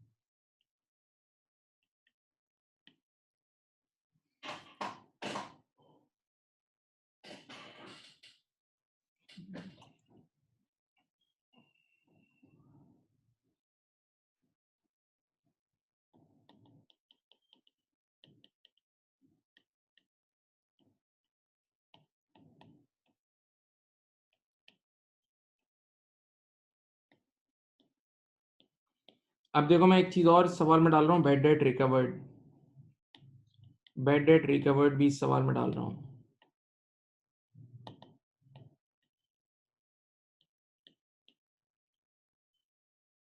चलो सवाल लिख लो, पहले सवाल लिख लो फिर करते हैं। सवाल लिखो।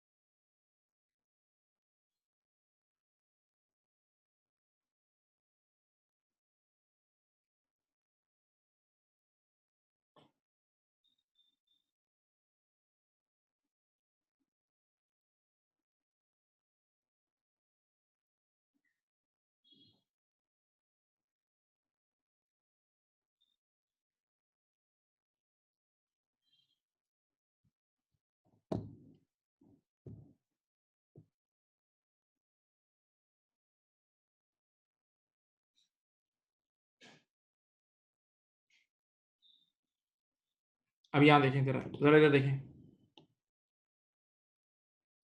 बेटा। अब आपके पास देखें ईयर एंड पे डेटर्स कितने, 4,30,000 के। सबसे पहले देखें यहाँ पे लिखा डेटर्स 4,30,000 के।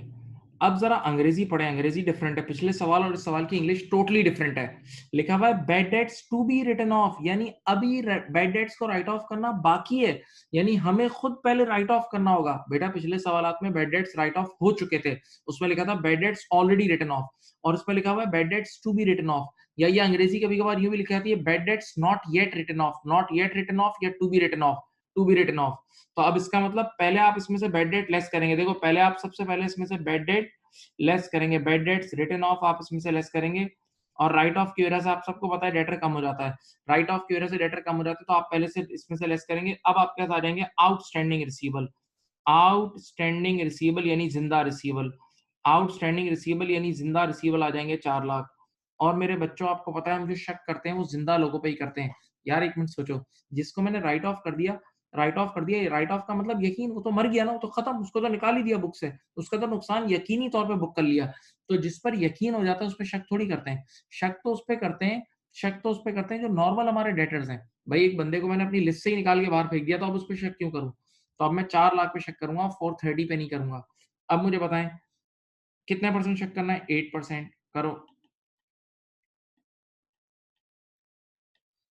ये आपके पास आ गया है दिस ईयर अलाउंस, ठीक है।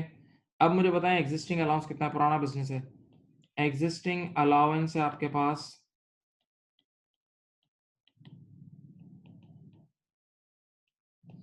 15,000। एग्जिस्टिंग अलाउंस है आपके पास 15,000। तो बेटा पहले 15 था अब 32 हो गया, पहले 15 था अब 32 हो गया। बताओ कितने से बढ़ रहा है? ये 17,000 से बढ़ रहा है।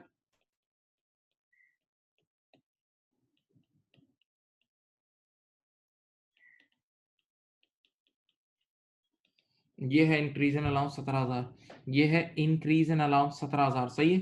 अब जरा सुने, यहाँ देख लें, इस सवाल में मैं आपके सामने अब पीएनएल का सबसे पहले पैकेट बना रहा हूँ। सबसे पहले मैं आपके सामने पीएनएल का डब्बा बनाता हूँ। देखो पीएनएल में अब क्या क्या जाएंगी, एक चीज तो जाती है रिटर्न ऑफ, भाई याद है ना, bad and doubtful debt expense, तो पहली चीज जो आएगी वो रिटर्न ऑफ जाएगा। बताओ इस सवाल में रिटर्न ऑफ कितना था, 30,000। इस सवाल में रिटर्न ऑफ 30,000 रुपए का था, याद है, इस सवाल में रिटर्न ऑफ 30,000 का था। नंबर 2 देखें, अलाउंस इंक्रीज हो रहा है या डिक्रीज हो रहा है, अलाउंस इंक्रीज हो रहा है या डिक्रीज हो रहा है, इंक्रीज हो रहा है, तो इंक्रीज इन अलाउंस भी आपका एक्सपेंस है, इंक्रीज इन अलाउंस भी आपका एक्सपेंस है। कितना, 17,000 रुपए का ये एक एक्सपेंस आ गया, 17,000 रुपए का बेटा ये एक एक्सपेंस आ गया। अब आज के बाद हर सवाल में एक चीज आना बेटा, बहुत छोटी चीज है, बैड डेट रिकवर्ड। भाई कभी भी रिकवरी आ जाए ना, रिकवरी पूरे सवाल में कहीं भी नहीं जाएगी सिवाय पीएनएल में। रिकवरी एक अदर इनकम है, रिकवरी कुछ भी नहीं है कि इनकम है, इनकम है, तो वो पूरे सवाल में कहीं नहीं जाएगी सिवाय पीएनएल में। और पीएनएल में आपको पता है इनकम नेगेटिव में लिखी जाती है, पीएनएल में इनकम किस नंबर में लिखी जाती है, नेगेटिव, तो बस चुपचाप यहाँ लिख दो बैड डेट रिकवर्ड कितना, 7,000 रुपए की इनकम है तो नेगेटिव में लिख रहा हूँ, 7,000 रुपए की इनकम है तो नेगेटिव में लिख रहा हूँ, बताओ कितना आया।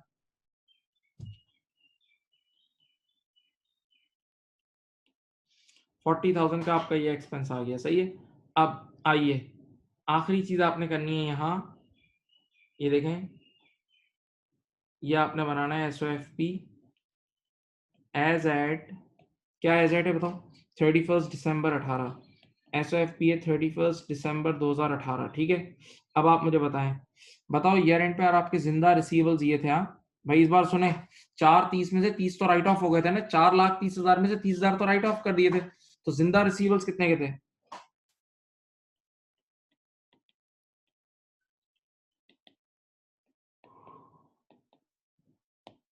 सही है। अब इन 4 लाख पे टोटल शेक कितना किया, 32,000 का, 4 लाख का 8% ईयर एंड का शेक, हाँ ईयर एंड की चीजें लेंगे।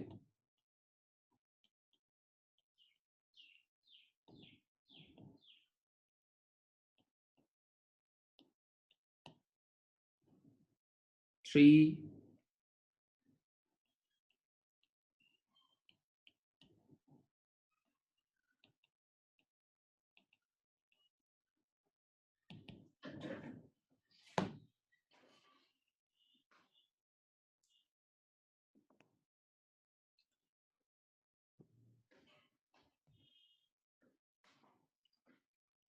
बेटा मेरे प्यारे बच्चे एक बात सुनो, इस बार लिखा हुआ था बैड डेट्स, बेटा इंग्लिश पढ़ें आराम से देखें, bad debts to be written off, to be written off का मतलब ऑलरेडी राइट ऑफ नहीं हुआ हुआ, हमें अपने इन गुनहगार हाथों से पहले राइट ऑफ करना है, पहले राइट ऑफ करना है और उसके बाद शक करना है, सही है।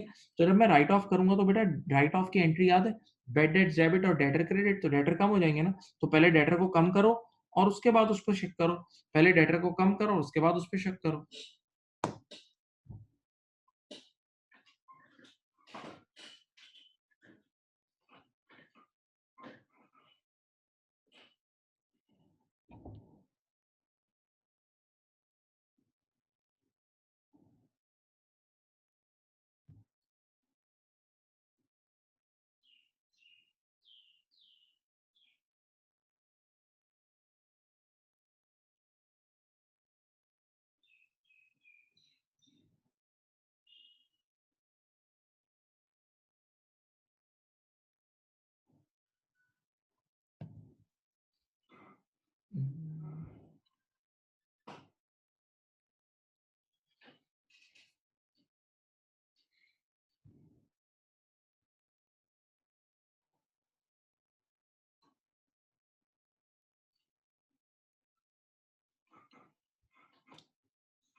तो देखिए अब दो अल्फाज हैं अंग्रेजी के, एक है बैड डेट्स रिटन ऑफ, यानी अगर ऑलरेडी राइट ऑफ हो गया, ऑलरेडी राइट ऑफ हो गया, ऑलरेडी राइट ऑफ हो गया मेरे प्यारे बच्चों, तो फिर आपने पहले डेटर को लेस करने की जरूरत नहीं है। लेकिन अगर लिखा हुआ है टू बी रिटन ऑफ या नॉट येट रिटन ऑफ, तो इसका मतलब पहले राइट ऑफ करें और फिर शक करें। कर लिया भाई, बोलो, फरमाइए।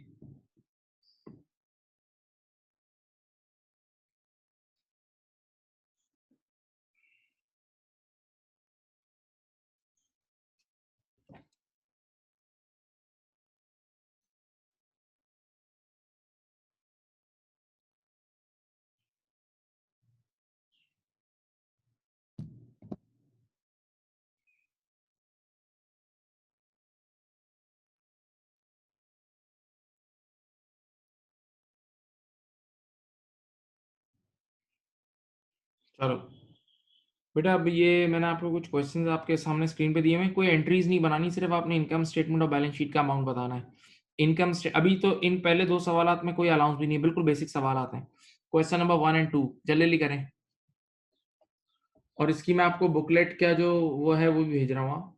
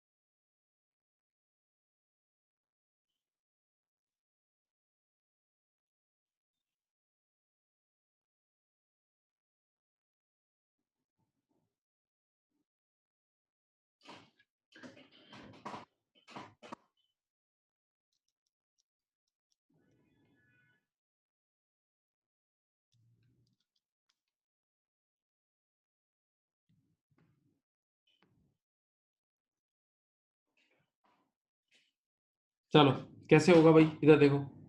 क्वेश्चन नंबर 1 में देखो। क्वेश्चन नंबर 1 के अगर मैं इनकम स्टेटमेंट बनाता हूँ यानी पीएनएल बनाता हूँ, ये देखें। क्वेश्चन नंबर 1 के लिए अगर मैं पीएनएल बनाता हूँ तो बस पीएनएल में दो चीजें जाएंगी, इधर देखो। एक, इस साल का बेड डेट कितना है, रिटर्न ऑफ जाएगा कितना, 22,000 का। ये बहुत छोटा सवाल है। रिटर्न ऑफ कितना जाएगा, 22,000 का जाएगा। ओके। और अल्लाह आपको खुश रखे, रिकवरी कितनी जाएगी, 4200 की रिकवरी जाएगी। रिकवरी हमेशा इनकम होती है, 4200 की रिकवरी जाएगी। तो कट कटा के जाएगा 17,800। 17,800 की इनकम है। और बैलेंस शीट में चुपचाप आपके पास रिसीबल चले जाएंगे, एसओएफपी में आपके पास बस रिसीबल चल, अभी इस बार कोई अलाउंस है ही नहीं, सवाल में अलाउंस दिया हुआ ही नहीं है, तो बस रिसीबल चले जाएंगे 420,000 के। रिसीबल चले जाएंगे 4,20,000 के, सही है। ओके, रिसीवेबल्स चले जाएंगे 4,20,000 के। Question number 1। हाँ, ओके। अच्छा, अब याद रखना, अब ये जो मैंने अब बुक के सवाल दे रहा हूँ ना, उसमें सिर्फ बेड डेट लिखा हुआ है कि बेड डेट का मतलब होता है bad debts already written off. अब अगर आपके सामने सिर्फ बेड डेट लिखा होगा तो उसका मतलब है bad debts already written off. अब ये जो हमारी जो बुक है ना, उसमें बेड डेट का मतलब है यानी राइट ऑफ हो चुके हैं। अब क्वेश्चन नंबर 2 देखें। लिखा हुआ है डेटर 570 के, डेटर्स 570 के। अब देखें बेटा, अंग्रेजी पढ़े, चलो चलो एक्टिव हो जाओ। डेटर्स 5,70,000 के, और लिखा हुआ है bad debts to be written off. Bad debts to be written off, bad debts to be written off.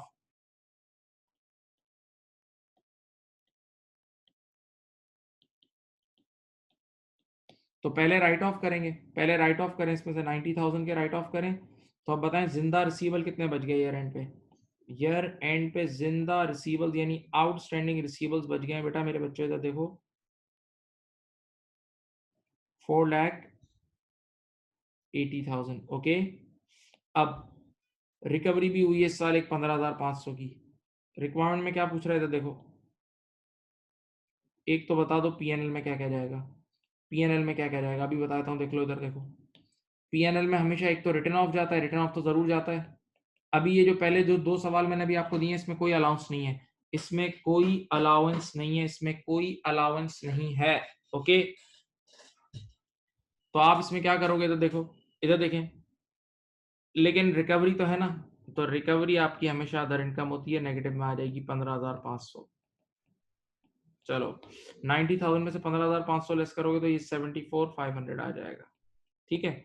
और अब बताओ बैलेंस शीट में क्या जाएगा। बैलेंस शीट में ये रिसीवेबल जाएंगे, ये एसओएफपी में चले जाएंगे 4,80,000 के, बस देख लो। कोई बड़ी डील नहीं थी, इतना बड़ा बड़ा सेटअप नहीं था कोई ये।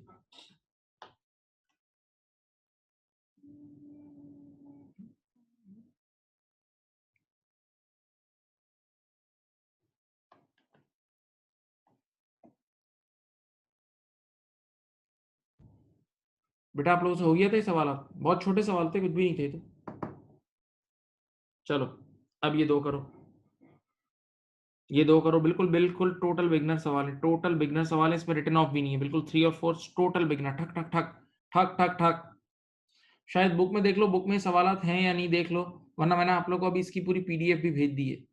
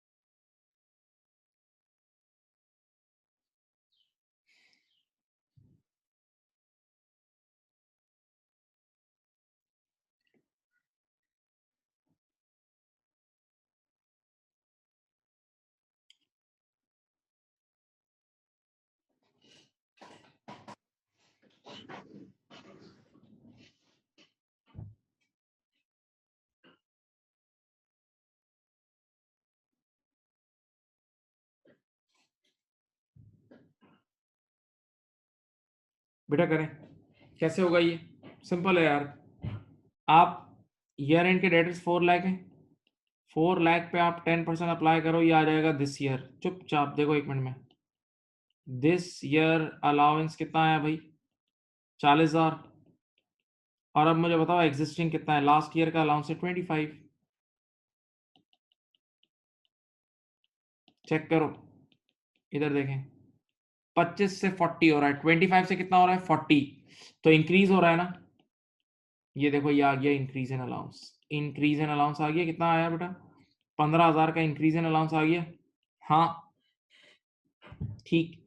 अब इनकम स्टेटमेंट में ये देखो, ये इनकम स्टेटमेंट में 15,000 का इंक्रीज इन अलाउंस चले जाएगा, ये एक एक्सपेंस है, इस सवाल में कोई राइट ऑफ नहीं है। और बैलेंस शीट में क्या जाएगा बताऊं?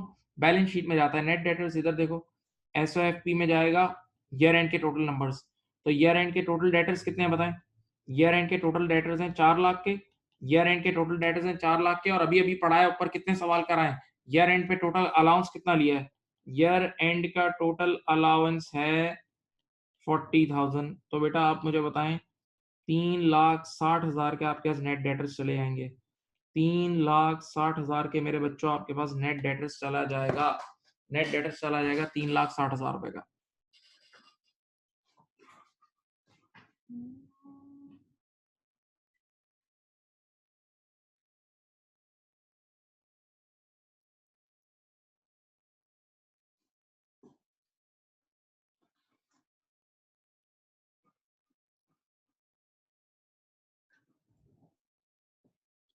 अब क्वेश्चन नंबर 4, इसका आंसर मैं लिख रहा हूँ, आंसर नंबर 4 इधर देखें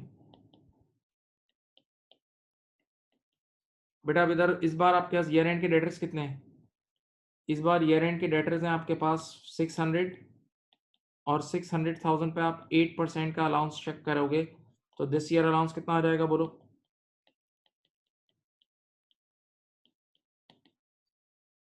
48। और अब बताओ एग्जिस्टिंग अलाउंस यानी लास्ट ईयर का कितना है?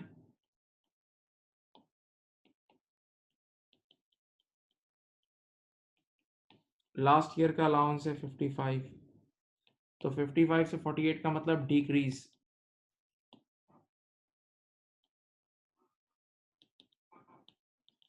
डिक्रीज इन अलाउंस आ रहा है 7,000। सही है my dear student, this is your income, this is your income.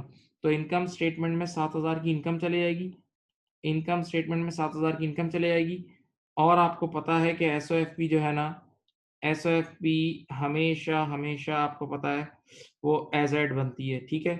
तो देख लो एसओएफपी में क्या जाएगा, आपके पास ईयर एंड के डेटर्स कितने हैं? 6 लाख के। और आप मुझे बताओ ईयर एंड का इन पे शक कितना करेंगे? इन पे टोटल शक करेंगे 8% यानी 48,000।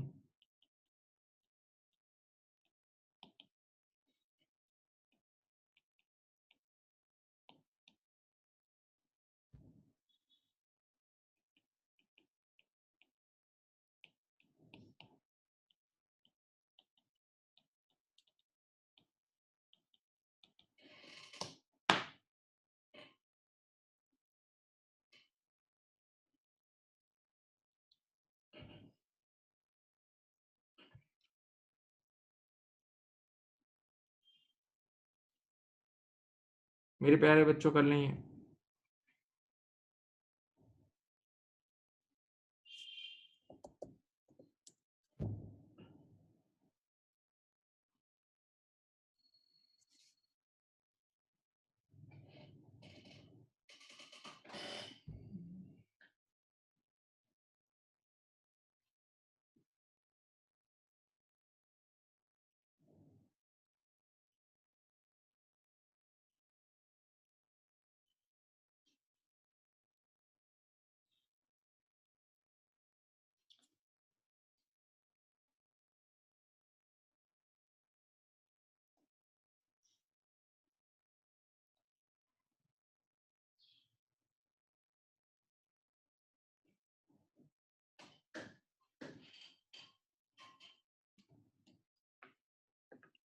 बेटा ये कर लिया था आप लोगों ने? बोलो, आसान सवाल था, इससे पहले कराए तो ये भी।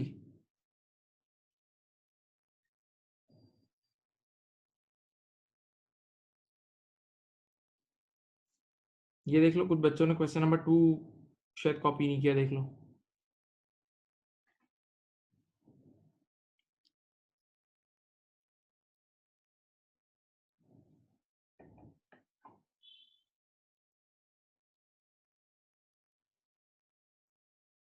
चलो अब आप करो, 5 करो, ये करो।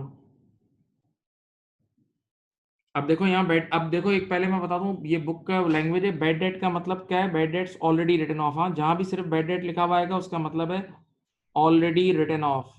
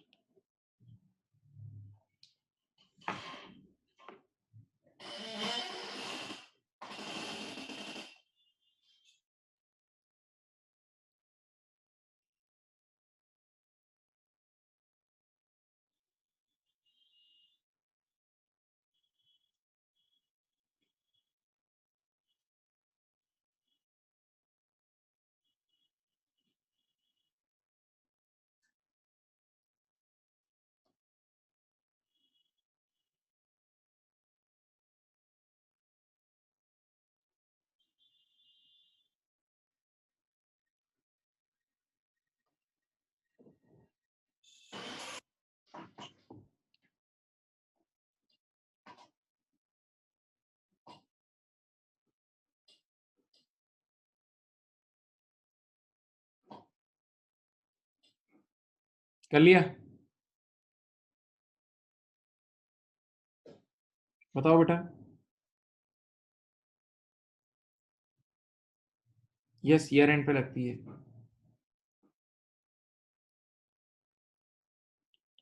आपके पास ईयर एंड के डेटर्स हैं 6 लाख, और bad debt already right off हो चुका है, तो आप डायरेक्ट इसी पे 10% लगाओगे। ये आ गया आपके पास दिस ईयर अलाउंस। और बेटा आपके पास एग्जिस्टिंग अलाउंस कितना है नहीं लास्ट ईयर? तो 20 से 60 पे जाने का मतलब क्या हो रहा है बेटा, बताएं?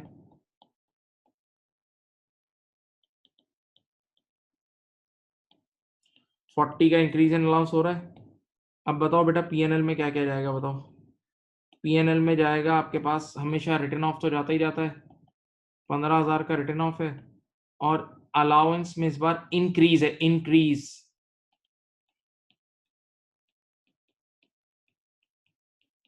तो 40 और 15 हो गया।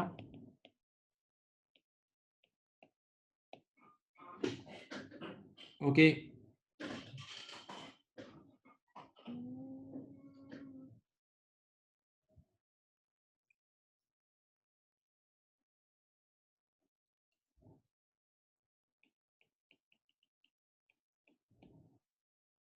SOFP,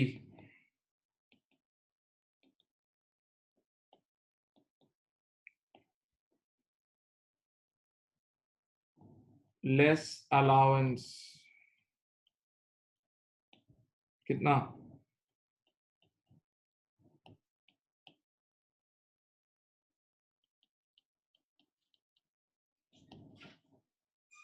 या आ गया आपके पास नेट रिसीवेबल्स। क्वेश्चन नंबर 5 कर लिया था किसी ने? बोलो भाई।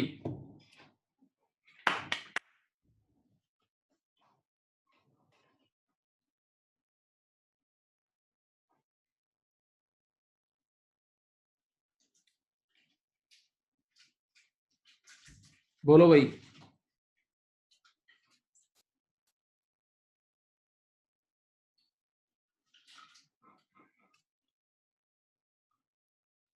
बेटा बोलो कर लिया था?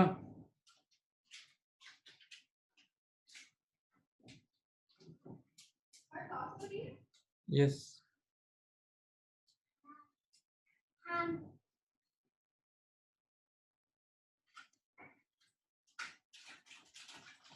चलो 6 और 7 करें। क्वेश्चन नंबर 6 और 7 करें प्लीज। 6 और 7 करें प्लीज।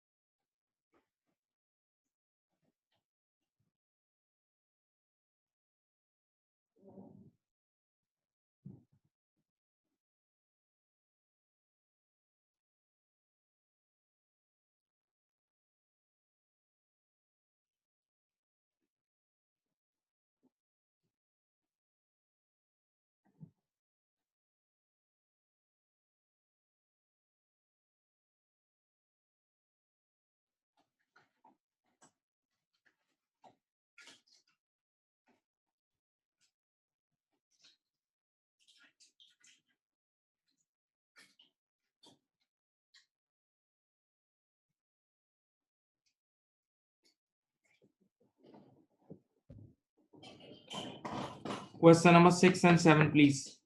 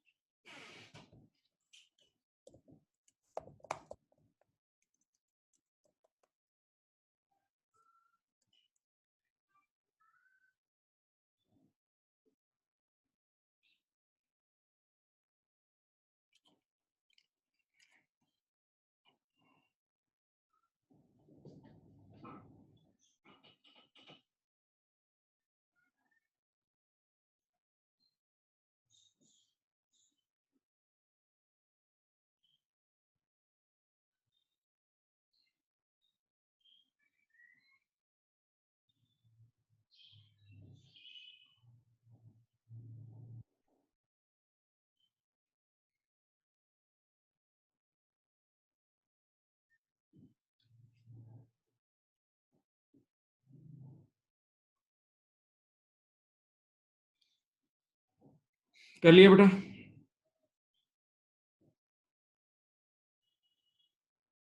देखो टू बी रिटन ऑफ और ऑलरेडी रिटन ऑफ का फर्क आप लोगों को बताया था।